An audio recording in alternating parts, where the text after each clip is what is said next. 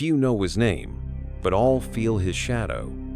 Before Lestat became the Prince of Vampires, before his rise to power, there was a creator, a being consumed by madness, the desire for immortality, and the forbidden secrets of alchemy.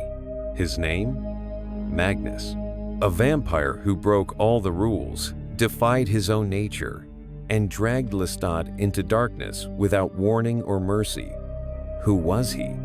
What led him to this ruthless decision? And why, right after granting immortality to his chosen one, did he throw himself into the fire, leaving behind only mystery and destruction? In this video, we will unravel the secrets of Magnus, exploring his dark journey, his macabre experiments, and the obsession that drove him to create Lestat. You will discover how his choices shaped not only the life of his successor, but also the fate of all vampires. Stay until the end and dive into the mystery of one of the most enigmatic characters in the Vampire Chronicles. What did Magnus hide in the fire? And did his story truly end there? Or does it still echo in the shadows of eternity? Before becoming a vampire, Magnus was an eccentric and reclusive alchemist, obsessed with a single goal, the conquest of eternal life. In an era where science and magic blurred together, he dedicated himself to forbidden rituals and risky experiments, seeking to unlock the secrets of immortality. Unlike common vampires, who were turned by others of their kind, Magnus wanted to break that tradition and find his own method to transcend death. His laboratory was a true temple of the occult, filled with ancient scrolls, alchemical substances, and forgotten records about creatures of the night. Magnus's obsession led him down a dark path. Determined to achieve eternity, he did not hesitate to kidnap elder vampires and study them like a mad scientist analyzing his test subjects.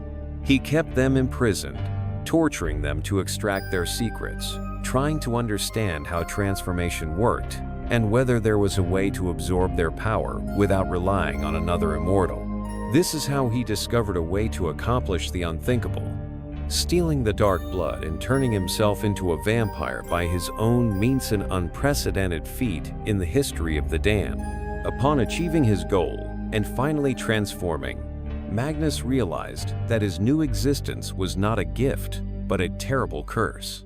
Unlike traditional vampires, he had no creator to guide him, no blood family to offer him refuge. His power was immense, but it came at a high cost. He was consumed by growing madness and an overwhelming thirst for blood. Unable to control his instincts, he isolated himself from the world, becoming a dark legend among the few who dared to investigate the mysteries of the supernatural. This madness and isolation created a void within Magnus, an insane desire to create a successor who would carry his lineage and legacy. He needed someone strong enough to survive the transformation, someone worthy of his stolen blood. It was then that he turned his attention to a young mortal who unknowingly was about to be dragged into eternity. Lestat de Lioncourt. Lestat de Lioncourt did not choose to become a vampire. He was chosen. In his madness and solitude, Magnus watched the young Frenchman for a long time before finally capturing him.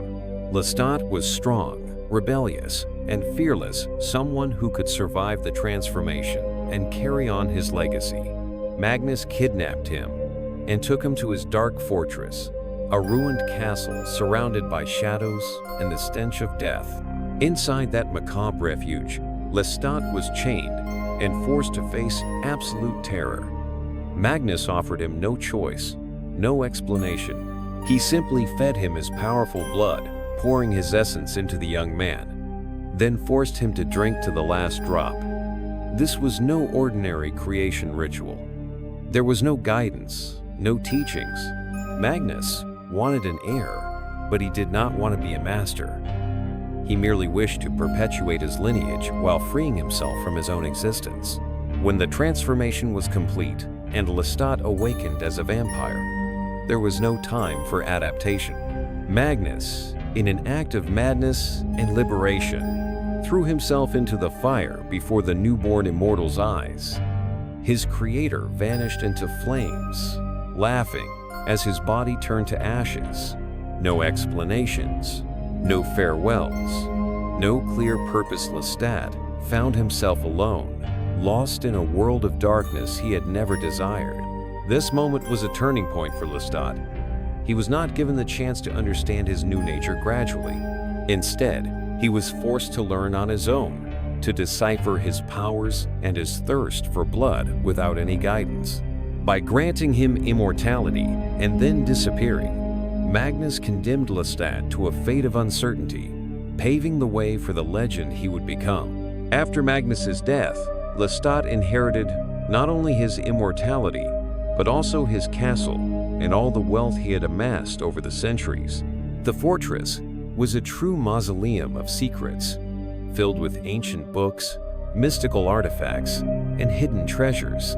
Still confused by his transformation, the young vampire began exploring the new world that now belonged to him. Among Magnus's belongings, Lestat found manuscripts detailing alchemical experiments, accounts of other vampires, and records of failed attempts to create his own immortality.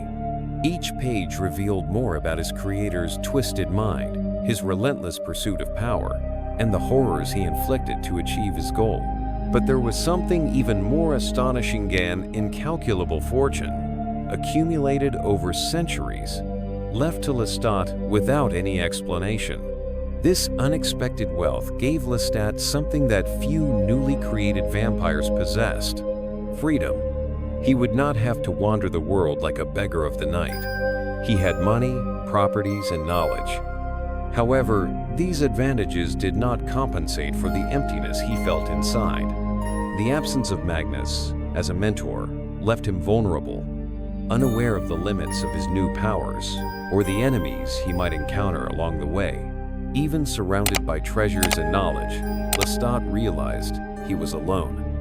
The castle, with its cold hallways and eternal shadows, became both a refuge and a prison. He knew he could not stay there forever. He needed to explore the world, find answers, and, above all, discover for himself what it truly meant to be a vampire. It was this desire to understand his new condition that led him to abandon the castle and begin his journey through eternity. Upon leaving Magnus's castle, Lestat found himself in a world that seemed the same, but would never be the same again. Everything around him pulsed with a different intensity. He could see in the darkness as if it were daylight, hear the faintest whispers from afar, and his thirst for blood was insatiable. Immortality had granted him power, but it had also condemned him to cruel isolation. He knew no other vampires, was unaware of his kind's rules, and had no guide to teach him how to survive in the shadows. Still, Lestat was not one to surrender to uncertainty. Determined to understand his condition, he began testing his abilities and exploring his limits.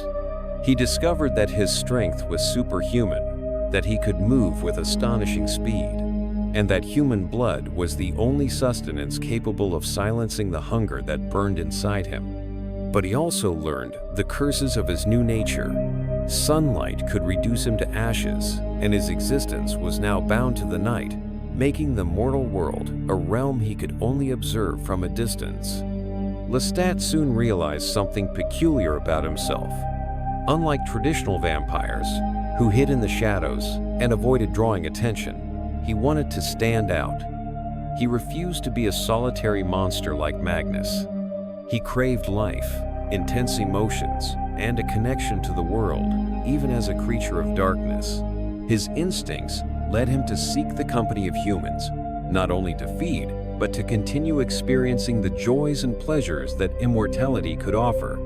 This ambition to remain close to mortals, rather than withdrawing from them, was what began to shape Lestat into a different kind of vampire. While others of his kind lurked in secrecy, he defied tradition, forging a new path for himself.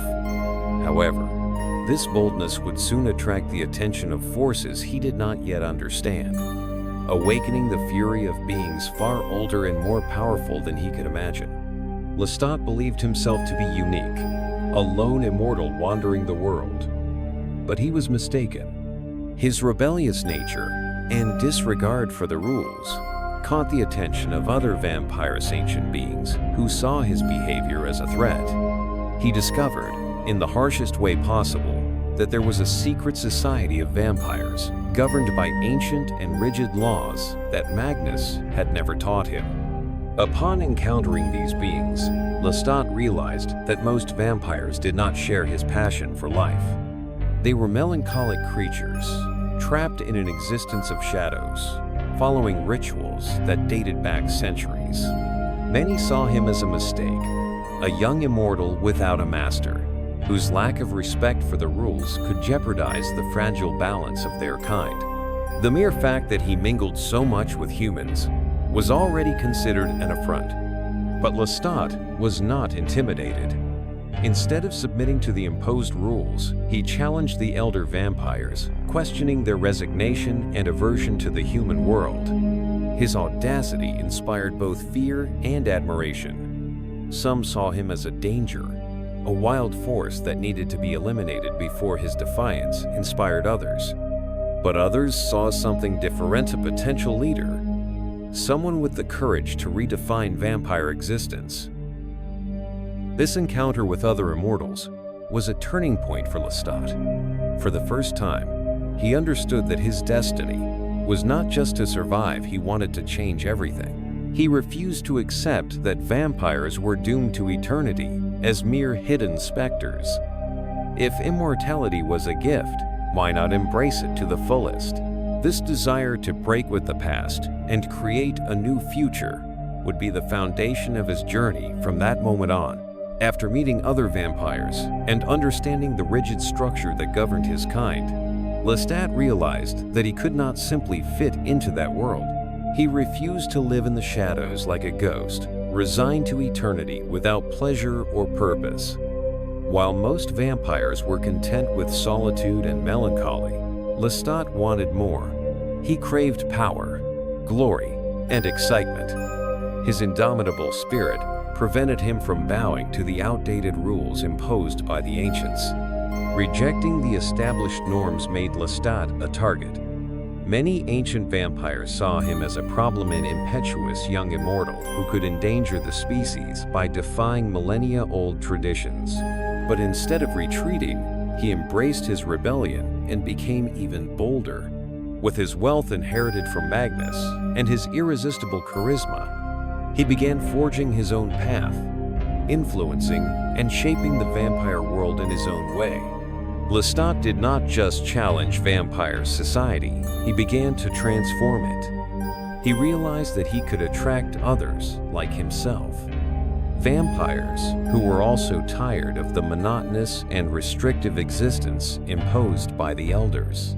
Thus, he started his own lineage, creating new immortals and spreading his philosophy of freedom and pleasure. He became a symbol of resistance against obsolete traditions, proving that immortality could be lived in an intense and vibrant way.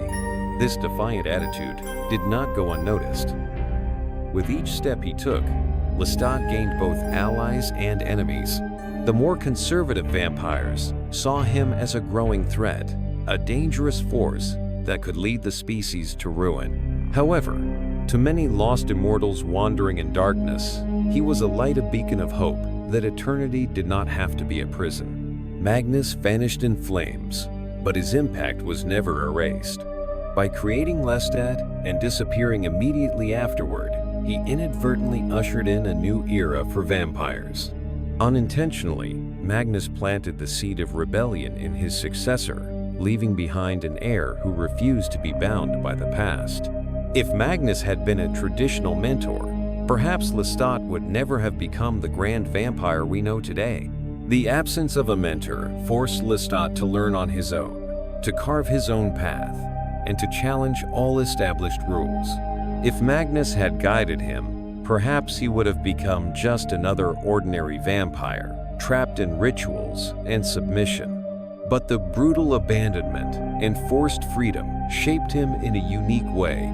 He had to fight for his identity, find his own answers, and define what it truly meant to be an immortal. Magnus's legacy lives on in Lestat. The mad alchemist who created a successor without teaching him ultimately transformed his heir into the greatest of all vampires.